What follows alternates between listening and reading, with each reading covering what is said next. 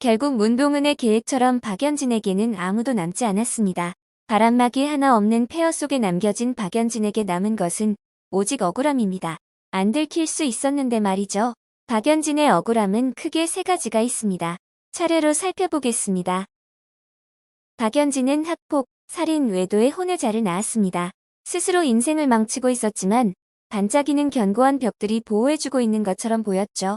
문동은은 신이 자신을 돕지 않아서 박연진이 고작 형벌을 받는 거라 했지만 어쩌면 박연진은 그 형벌마저도 안 받았을 수 있었습니다.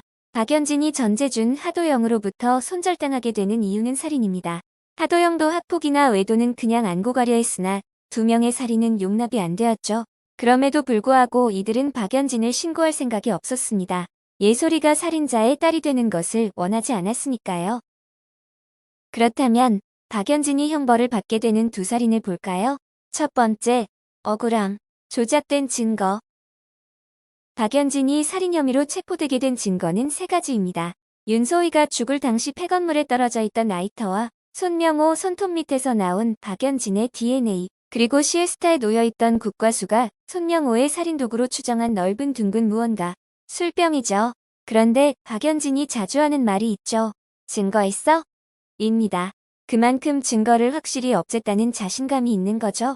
증거가 된 라이터는 소희를 죽인 직접 증거가 되지 못합니다.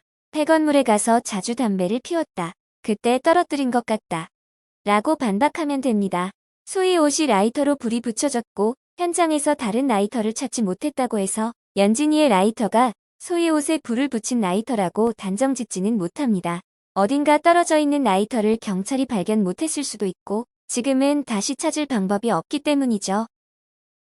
시에스타에서 발견된 살인무기인 술병에는 DNA가 남아있지 않습니다. 박연진이 사건 직후 티슈로 닦았고 다 닦이지 않았다 해도 경란의 지문을 지우기 위해서 문동은이 깨끗이 지웠을 것입니다.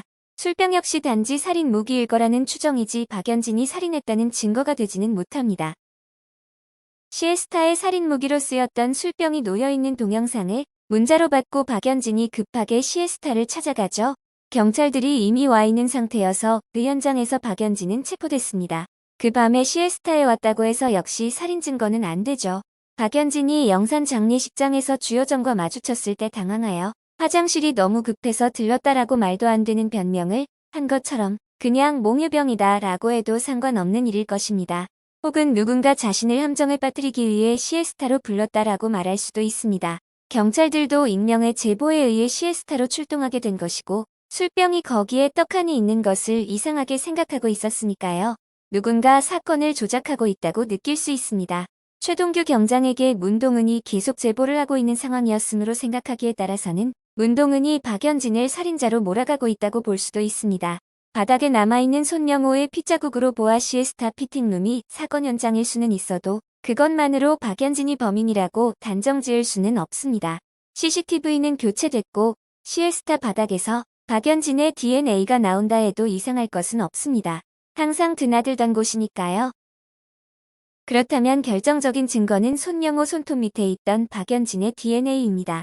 그 증거는 주여정에 의해 조작된 것이죠. 박연진은 신서장을 통해 확실히 손명호 손톱 밑에 DNA를 처리했습니다. 그러나 운명을 가를 큰 실수를 해버립니다. 젊고 잘생기고 선해 보이는 남자의사에게 잠시 마음을 놓아버린 거죠. 특히 유머 있는 남자에게 박연진은 약한 것 같네요. 전재준도 유머는 뒤지지 않았잖아요. 의식이 없는 상태로 온전히 다른 사람에게 자신을 내어주는 것은 매우 위험한 행동입니다. 그 사람이 의사라도 말이죠. 더구나 살인을 한 사람이 프로포폴을 맞다니요. 박연진이 너무 세상을 쉽게 살아서 조심성이 부족했네요. 조작된 증거에 의해 살인 혐의를 받고 그것으로 인해 18년 동안 냉동실에 꽁꽁 얼어있던 윤소희의 시체처럼 묻힐 수 있었던 라이터까지 정황 증거로 힘을 받게 된 거죠. 박연진 입장에서는 매우 억울한 일입니다. 그런데 이보다 더 억울한 일이 있죠. 두 번째 억울함. 손명호를 죽이지 않았다. 손명호를 죽인 사람이 박연진이 아니라는 것입니다. 박연진이 손명호를 술병으로 가격한 것은 맞지만 손명호는 아직 살아있었습니다. 시에스타에 있던 김경란이 결국 마지막으로 손명호의 숨통을 끊어놓은 것인데요. 사실 김경란이 아무것도 하지 않았더라도 손명호는 과다출혈로 죽었을 것입니다. 그렇다면 박연진이 죽인 게 맞는 것이죠. 하지만 순전히 법적으로만 따진다면 손명호가 사망에 이르게 한 사람은 김경란입니다. 유능한 변호사 50명 정도 동원할 수 있겠죠. 하도영이 살면서 가장 아끼지 말아야 할 돈이 변호사 비용이라고 했습니다. 윤소희의 살인은 증거 불충분, 손명호에 대해서는 특수상해 유가족과 합의하고 초범이면 금방 풀려났을 수도 있지 않을까요? 사체유기는 관련된 신서장과 똘마니들을 찾을 수 없고 손명호 시체를 폐건물에 가져다 놓은 구성이의 문신 있는 오빠들도 잡힐 리 없으니 증거 불충분이 되겠죠. 여기서 박연진의 큰 실수가 또 있습니다. 같은 편 간의 소통이 안 되고 있었다는 것이죠. 박연진은 손명호를 가격하고 그 처리를 신서장에게 맡겼습니다. 신서장은 자신의 똘마니 2명에게 또 맡겼죠. 이석재가 강현남에게 꽃가라를 사주고 있던 것을 감시하고 있을 때 그 똘마니 중 한 명이 다른 똘마니에게 말했었죠. 외국인이었는데요. 대가리 팍 깨진 놈. 거기에 무거운 거 없었지. 라고요. 다른 똘마니는 알게 뭐야. 우리는 모르는 거야. 너 주둥이 다물어. 라고 지나칩니다. 이게 얼마나 중요한 정보일까요? 운이 없게도 박연진은 이 중요한 정보를 전해받지 못합니다. 박연진은 당연히 그 술병도 신서장이 처리했을 거라 생각했겠죠. 신서장이 직접 시에스타에 갔더라면 경찰 경력으로 분명히 살인 무기도 찾았을 텐데요. 그런데 그 술병이 없다는 것을 알아차렸다면 충분히 김경란을 의심할 수 있을 것입니다. 김경란은 마음만 먹으면 박연진을 사회적으로 매장시킬 증거를 수집할 수 있었습니다. 학폭이든 외도든 증거를 가장 수집하기 쉬운 사람이 김경란입니다. 그러나 김경란은 너무 오랫동안 박연진 무리들의 언어적, 정신적, 신체적 폭력에 노출되어 있어 저항의 의지마저 꺾여 있는 상태였죠. 박연진이 술병의 행방을 찾다가 김경란을 추궁했다면 스스로 자기가 손명호를 죽였다고 실토했을 수도 있습니다. 그러나 박연진은 사고는 쳤지 수습은 항상 남의 손을 빌린 탓에 억울함을 하나 더 추가하게 되었네요. 세 번째, 억울함. 왜 억울한지 평생 모르는 답답한 억울함. 그런데 박연진이 가장 억울한 것은 자기가 왜 억울한지 모른다는 것이죠. 문동은이 박연진을 면회와서 말하죠.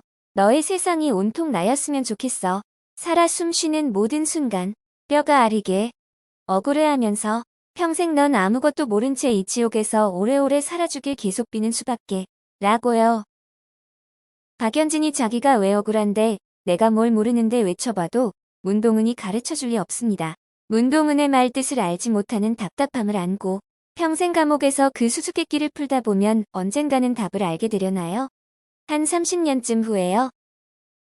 그 30년 동안 박연진의 세상은 온통 문동은이겠죠. 이에는 이, 눈에는 눈은 너무 페어플레이 아닌가요? 라고 문동은이 말했었죠. 페어플레이 하지 않고 매우 불법적으로 잘 복수해준 문동은에게 박수를 보냅니다. 영상이 마음에 드셨다면 구독과 좋아요, 알람 설정 부탁드립니다. 저는 다른 영상으로 다시 돌아오겠습니다. 감사합니다. 오늘도 좋은 하루 되세요.